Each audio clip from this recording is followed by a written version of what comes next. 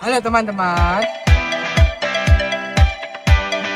Kali ini aku berada di salah satu tempat wisata paling ikonik di Surabaya, yaitu Tugu Pahlawan. Nah, Tugu Pahlawan ini itu didirikan oleh Presiden kita, Insinyur Soekarno, dalam rangka memperingati Hari Pahlawan 10 November. Nah, Tugu Pahlawan ini didirikan pada 10 November tahun 1951 dan diresmikan pada tahun 1952, tepatnya pada tanggal 10 November juga. Nah, jika kita mengenang jasa pahlawan kita, Tugu Pahlawan ini didirikan tidak mudah, yakni didirikan oleh 120 orang perharinya dalam kurun waktu 40 jam hari kerja. Nah, pondasinya sendiri itu sedalam kurang lebih 600 kubik. Nah, oleh sebab itu Tugu Pahlawan ini bisa berdiri dengan kokoh dan tegak sampai saat ini.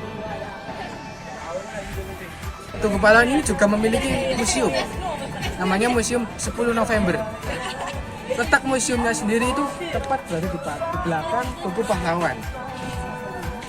Penasaran mau tahu museumnya seperti apa? Mari kita lanjut.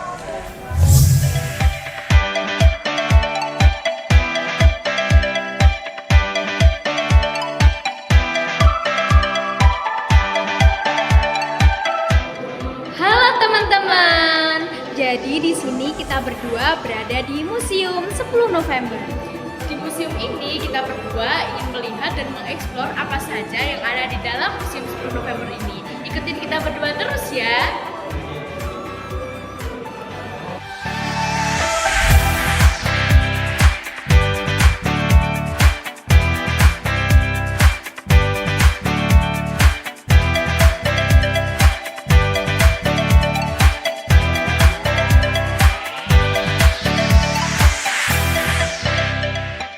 Jadi begini ya isinya Museum 10 November itu.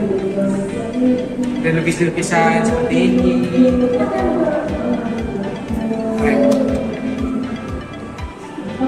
Ada Mbak Yuki. Kenapa kalian di sini? Kita berdua ingin melihat dan mengeksplor apa saja yang ada di dalam Museum 10 November. Kamu sendiri ngapain di sini? Aku lagi jalan-jalan di sini. Wah, kebetulan banget. Iya, kebetulan banget. Ya udah, ayo kita bareng aja ke sana. Ayo.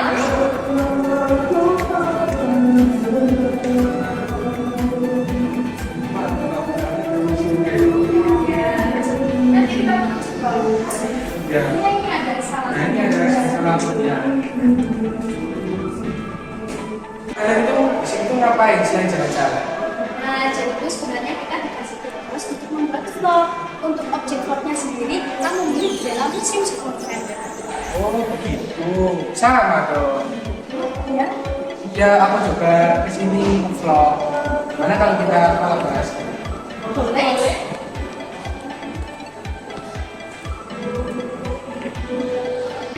Nah, di sini banyak gambar-gambar tak pada tahun 1930 ya dari pasar tahunan. Di sini juga ada jalan kembang tersebut pada Surabaya pada tahun 1910. Nah, di sini juga banyak gambar-gambar pada masa antara tahun 1920 sampai 1945. Nah, di sini tentunya ada toko-toko di kampung Tionghoa. Terus ada tiang listrik di Surabaya. Kemudian di sini ada jembatan kereta api dan rem di Jalan Pahlawan. Nah, bisa dilihat gambarnya. Kemudian di sini juga ada pasar tahunan di Surabaya pada tahun 1930. Nah, di sini ada banyak gambar dari pasar tahunan yang ada di Surabaya. Kemudian di sini juga ada kantor pos atau Dendiro Kebun Brojo. Kemudian di sini juga ada potret pasar tahunan yang ada dapat mainan apa? Yang enggak yang lama. Udah lumping. Kemana ya? Kemana diputar betul. Juga ada pasar.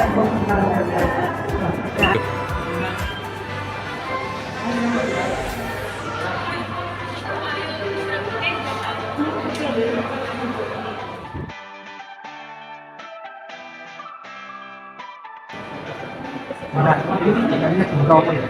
Iya, iya, ini gambarnya Bung Tomo ya. Ini juga bukan kayak bubur runcing yang dibuat dulu waktu melawan penjajah ya? Iya, benar. Iya benar itu bumbu runcing. Ya lah, di sini lengkap ya. Ya.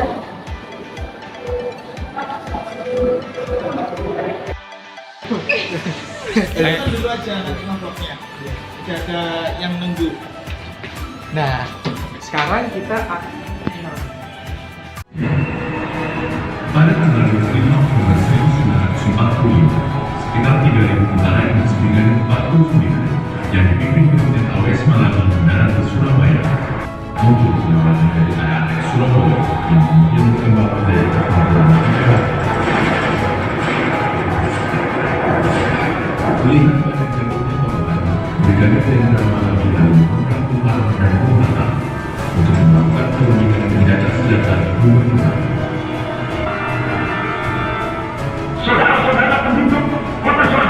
Semua yang diputar berulang ulang oleh RRI dan radio dan revolusi membakar semangat area-area Surabaya.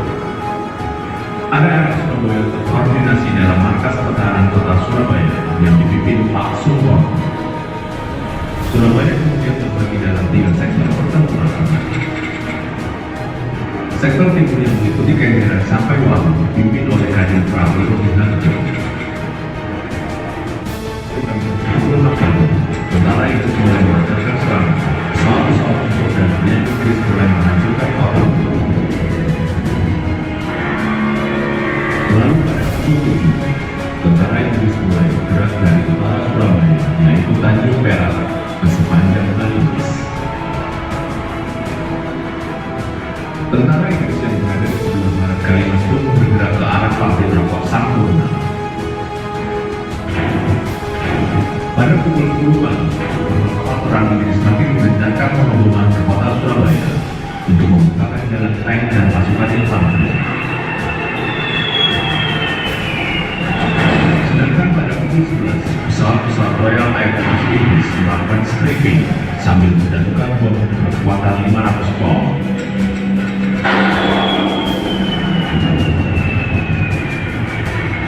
Inggris menyerang markas pertahanan kota di Medan dan kantor gubernur. Salah satu serangan berhasil dengan mengenai gedung RRI. Tanggal 10 November 1945, Surabaya menjadi seperti neraka. Kota dipenuhi api dan asap, puing-puing berserakan, jasad para pejuang dan rakyat sipil berlimpah.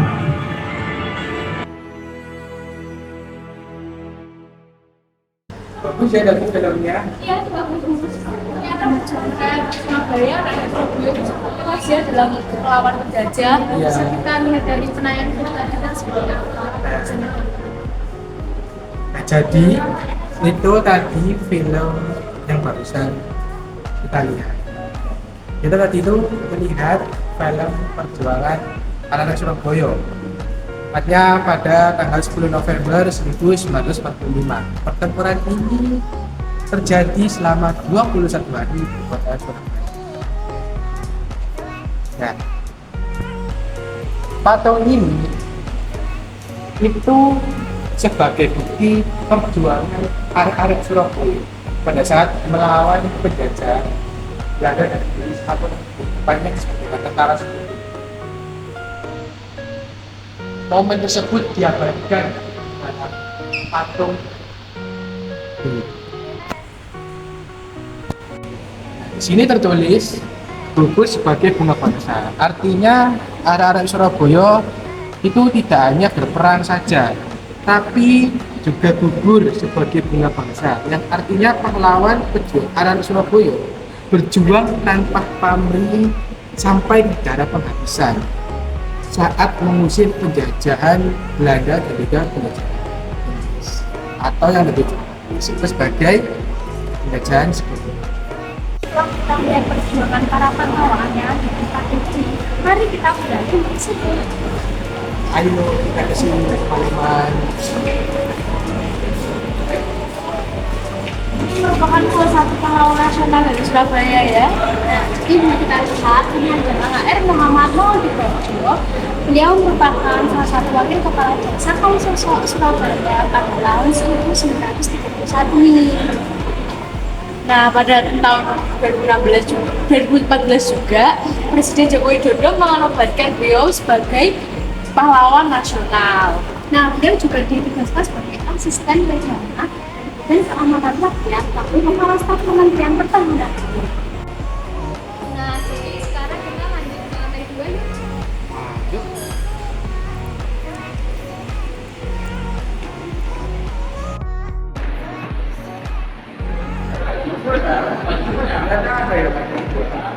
Wah, ternyata lantai 2 tidak kalah lengkap dan juga menarik dari lantai 1 ya. Di sini juga luas sekali tentang apa yang ada di dalam sini, tentang senjata-senjata dan lain-lain.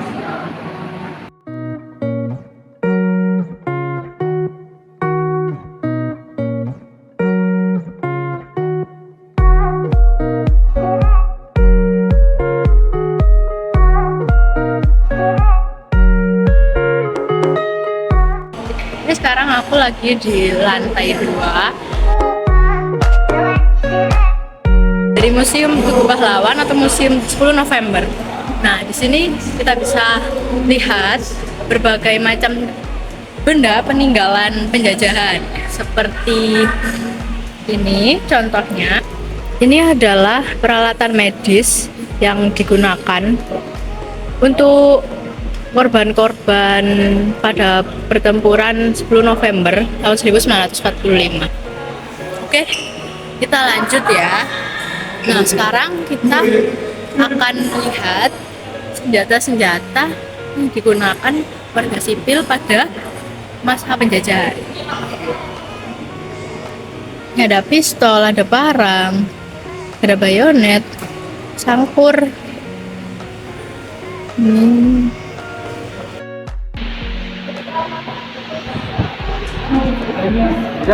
Iya, kita Iya, sama kayak kita. Nih,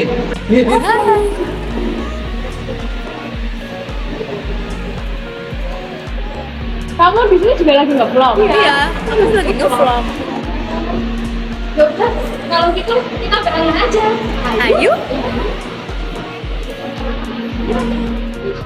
Lantai 2 ini Banyak peninggalan senjata-senjata yang digunakan para pejuang untuk melawan para penjajah sekutu.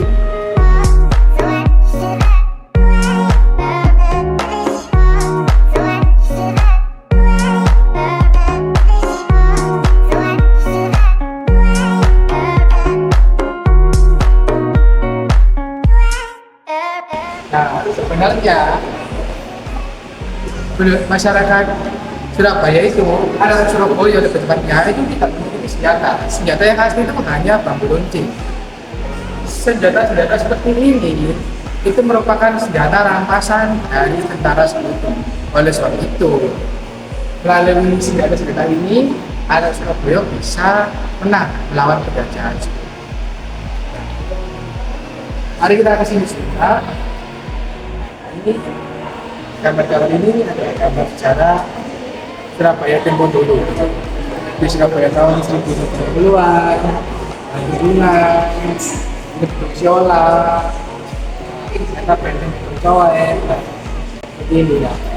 Di Gedung Coe, tepatnya benteng pertahanan Gedung Coe ini yang berada di dekat Suramadu, itu pernah dijadikan sebagai benteng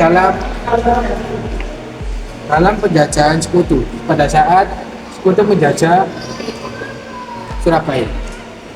Coba itu pernah digunakan.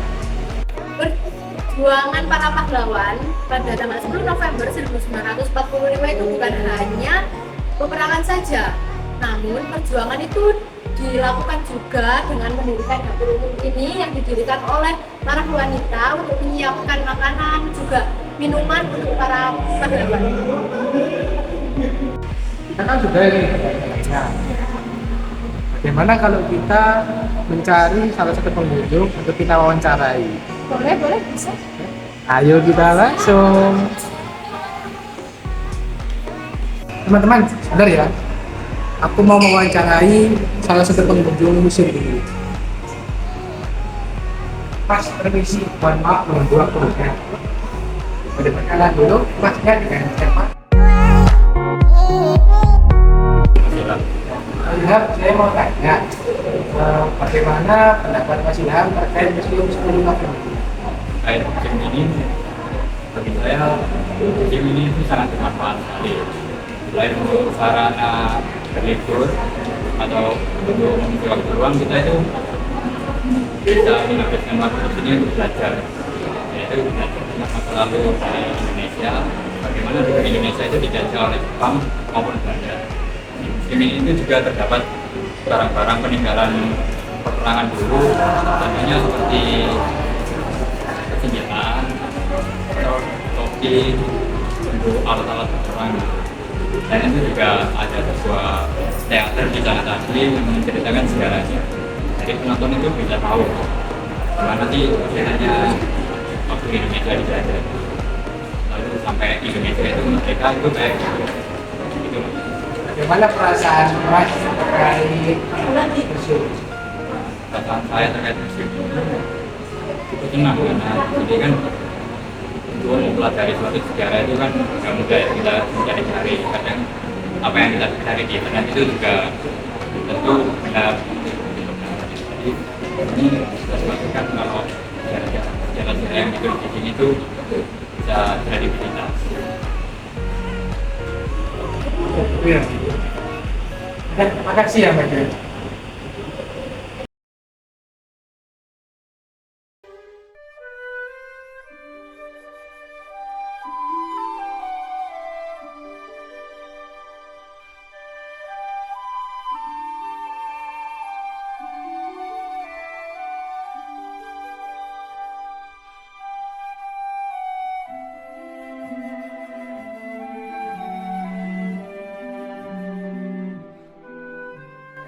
Nah, halo teman-teman sekalian, setelah kita melihat vlog dari teman-teman tadi mengenai Monumen Tugu Pahlawan dari museum-museum tadi, kita bisa menyimpulkan nih kali ini dengan apa sih kira-kira untuk apa sih Monumen Tugu Pahlawan tersebut.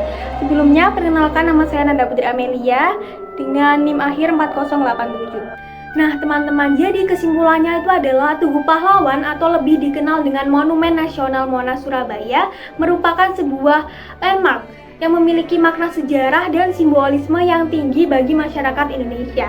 Monumen ini didirikan untuk menghormati para pejuang yang gugur dalam pertempuran Surabaya pada 10 November 1945, yang merupakan bagian perjuangan merebut kemerdekaan Indonesia dari penjajahan. Kesimpulan tersebut bisa dijadikan poin-poin. Yang pertama adalah simbol kepahlawanan. Monumen ini berfungsi sebagai simbol penghormatan kepada pahlawan-pahlawan yang berjuang dan gugur dalam pertempuran Surabaya. Contohnya seperti desain-desain monumen yang kokoh dan megah yang mencerminkan keberanian dan semangat perjuangan para pejuang. Yang kedua adalah makna sejarah. Monumen Tugu Pahlawan tidak hanya struktur fisik, tapi juga sebagai penanda sejarah perjuangan bangsa. Pertempuran Surabaya merupakan salah satu momen krusial dalam perjalanan kemerdekaan Indonesia, dan monumen ini berperan sebagai saksi bisu dari peristiwa bersejarah tersebut. Yang ketiga adalah pusat peringatan dan edukasi. Seperti Tugu Pahlawan juga berfungsi sebagai pusat edukasi, tempat untuk mengenang dan memahami perjuangan pahlawan nasional. Museum yang terdapat di sekitar monumen menyajikan koleksi-koleksi sejarah yang memperkaya pemahaman tentang masa lalu Indonesia tersebut. Dan yang keempat adalah sebagai nasionalisme. Monumen ini memainkan peran penting dalam memupuk dan menjaga semangat nasionalisme, seperti upacara-upacara resmi dan kegiatan-kegiatan yang berkaitan dengan Monumen Tugu Pahlawan menjadi tempat yang mengingatkan generasi muda arti penting menjaga dan mempertahankan kemerdekaan tersebut. Yang kelima adalah sebagai destinasi wisata. Selain tempat bersejarah dan edukasi, tempat ini juga bisa dijadikan wisata untuk menarik perhatian wisatawan juga untuk mengenal lebih jauh mengenai sejarah Indonesia sambil menikmati keindahan dan kemegahan arsitektur monumen tersebut.